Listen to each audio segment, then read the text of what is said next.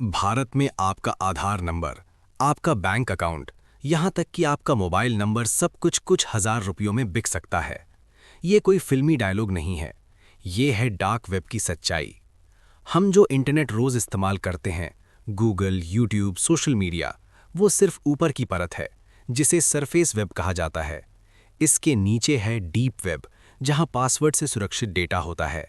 और सबसे नीचे है डार्क वेब, इंटरनेट का वो हिस्सा जिसे खास ब्राउज़र जैसे टॉर के जरिए एक्सेस किया जाता है और जहां यूज़र की पहचान छुपी रहती है। डार्क वेब खुद में गैरकानूनी नहीं है।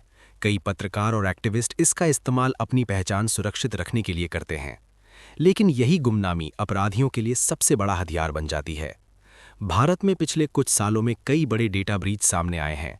जब किसी कंपनी या ऐप की सुरक्षा कमज़ोर पड़ती है, हैकर्स लाखों लोगों का डेटा चुरा लेते हैं। ईमेल, पासवर्ड, फ़ोन नंबर, यहाँ तक कि बैंकिंग डिटेल्स भी। ये चोरी हुआ डेटा अक्सर डार्क वेब फोरम्स और मार्केट प्लेस पर क्रिप्टो करेंसी के बदले बेचा जाता है।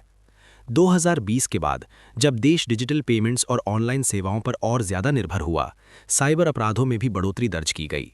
भारतीय साइबर क्राइम पोर्टल पर हर साल लाखों शिकायतें दर्ज होती हैं, जिनमें से कई मामलों की जड़ डेटा लीक और ऑनलाइन फ्रॉड से जुड़ी होती है।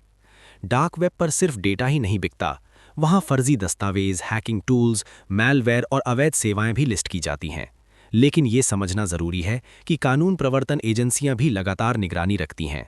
भारत में आईटी एक्ट 2000 और अन्य साइबर कानून डिजिटल अपराधों के लिए सज़ा का प्रावधान करते हैं और कई अंतर्राष्ट्रीय ऑपरेशनों में अवैध डार्क वेब मार्केटप्लेसेस बंद भी किए गए हैं।